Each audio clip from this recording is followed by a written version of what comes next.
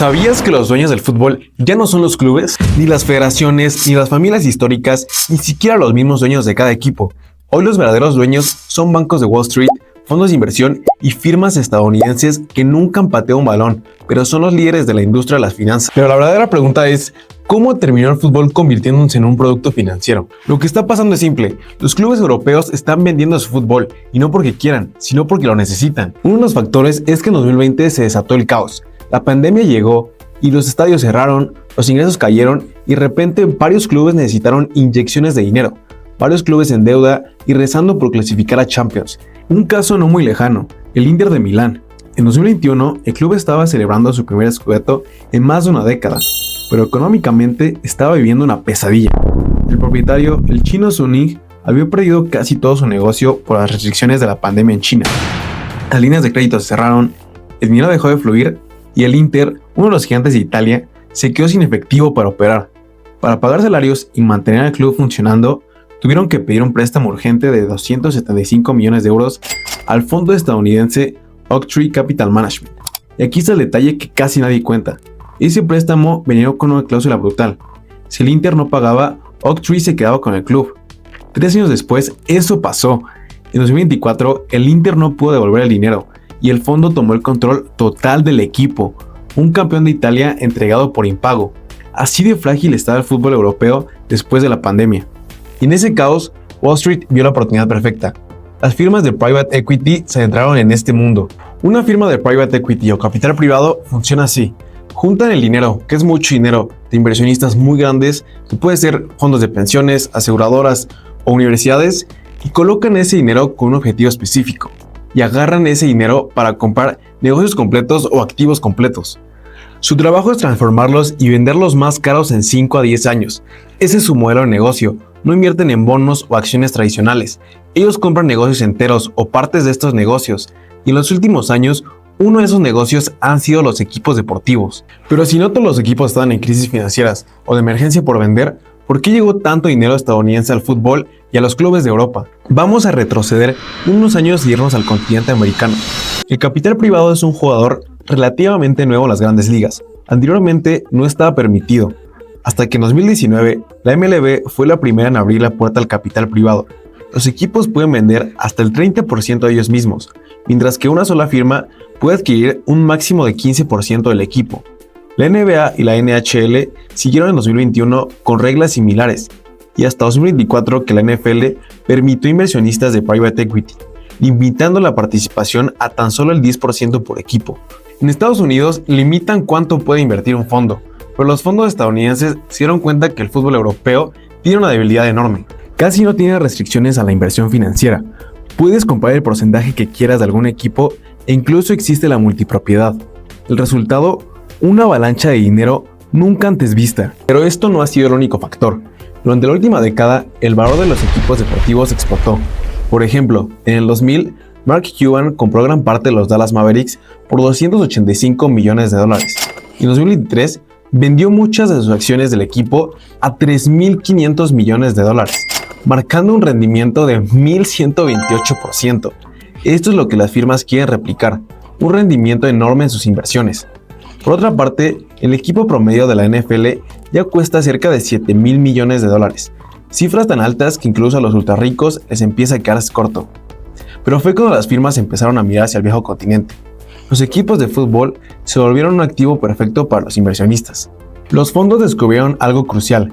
Número 1. Los equipos generan flujos de efectivo estables y predecibles, ya que recordemos que los equipos generan ingresos por 3 fuentes principales: derechos de televisión a largo plazo, patrocinios e ingresos por estadios, y estos ingresos no pararán de subir en los siguientes años. Número 2.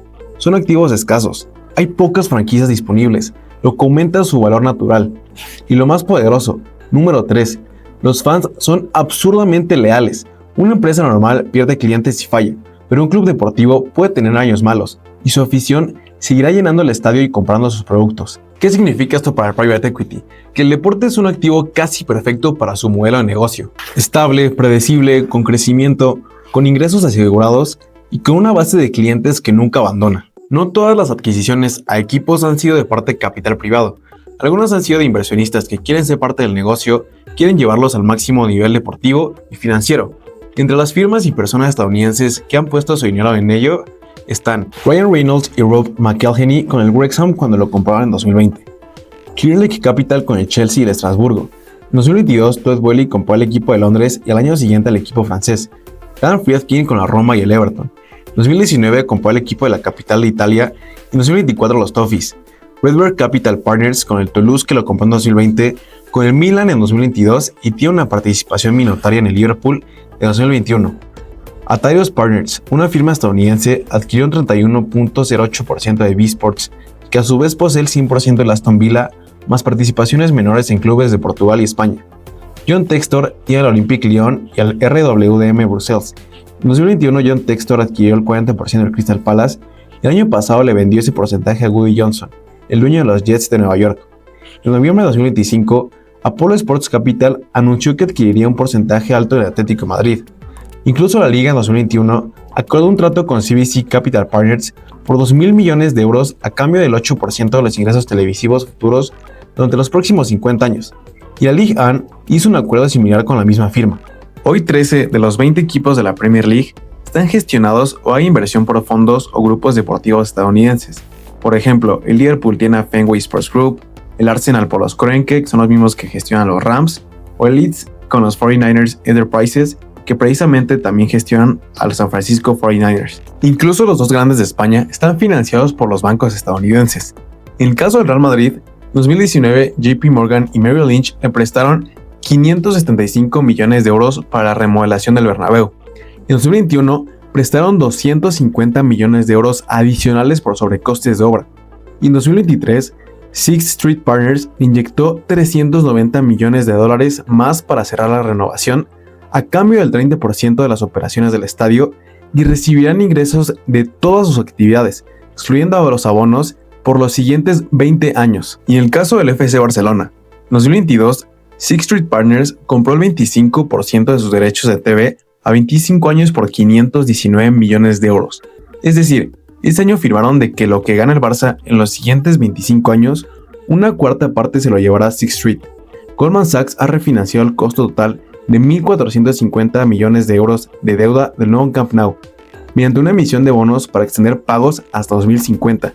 En ambos casos los equipos tendrán que pagar intereses de los préstamos. Estas tasas de interés van desde el 1% hasta el 7%. Incluso JP Morgan fue el banco que estaba financiando el proyecto de la Superliga en 2021. Cuando el dinero de los fondos entra al fútbol, lo primero que se siente es alivio. Los estadios se transforman en templos futuristas y los clubes respiran por primera vez después de años viviendo al límite. Pero cada arreglo, cada inversión, cada remodelación viene con una letra pequeña, porque al mismo tiempo que el club se fortalece, algo empieza a cambiar por dentro. Es útil al principio, casi imperceptible. Decisiones que ya no se toman por pasión, sino por eficiencia. Fichajes que se analizan como activos, no como jugadores. Proyectos deportivos que ya no preguntan qué nos hace mejores, sino qué nos da más retorno. El aficionado quiere identidad, el fondo quiere rendimiento. Y entre esos dos mundos, el club queda atrapado. Un club puede empezar a perder su identidad, esa historia y cultura que lo caracterizan. Todo esto se puede desdibujar. A veces esta lógica lleva al éxito, como lo estamos viendo con el Wrexham. A veces destruye instituciones enteras. Pregúntale al Girondins de Bordeaux. Girondins, a lo mejor vamos con el traductor. Al equipo de Francia, que hace no muchos años incluso jugaba Champions League, pero en los últimos años ha quedado una terrible gestión administrativa. En 2024 descendieron a tercera división debido a que sus finanzas estaban terriblemente mal gestionadas, con una deuda de 88 millones de euros, y actualmente siguen en tercera división, pero todo esto fue un resultado de una mala gestión administrativa. O también al Málaga, al Valencia o al Sheffield Wednesday, que aunque estos últimos tres no fueron parte de firmas estadounidenses, sino de dueños de países asiáticos, cayeron en picada cuando su dueño decidió que ya no valía la pena sostenerlo, y son un ejemplo de lo que puede llegar a pasar en un escenario muy negativo. El problema no es solo perder la magia del fútbol, el problema es convertir a los clubes en activos financieros puros, porque dejan de ser clubes y se vuelven números, porque al final hay una verdad incómoda. Los fans nunca abandonan a su club, pero los fondos sí pueden abandonar al club y lo dejan en el olvido cuando los números dejan de cuadrar. Pero la verdadera pregunta es, ¿qué tanto estamos dispuestos a sacrificar la identidad del fútbol para mantenerlo vivo. Porque el próximo gran fichaje quizá no lo haga un presidente, quizá no sea el próximo joven promesa o la estrella de un país, sino lo hará una empresa de Estados Unidos. La verdad es que va a estar muy interesante lo que seguirá pasando en los siguientes 10 a 20 años por todo este funcionamiento. Creo que Estados Unidos seguirá llegando más y más. Entonces, dime tú qué opinas, qué equipos crees que llegan a comprar. Va a estar muy interesante. Y pues estamos muy emocionados porque este es nuestro primer video de YouTube, del canal de YouTube. Entonces, espero les guste mucho, lo compartan, suscríbanse, denle like. Y recuerden que también es el primer video de la serie Rumbo al Mundial. Estamos desentrañando todos los secretos que hay del Mundial. Rumbo al Mundial. Sobre la llegada de Estados Unidos al fútbol. Entonces, espero les guste mucho. Y recuerden que aquí se cuentan las historias que no se ven en la cancha.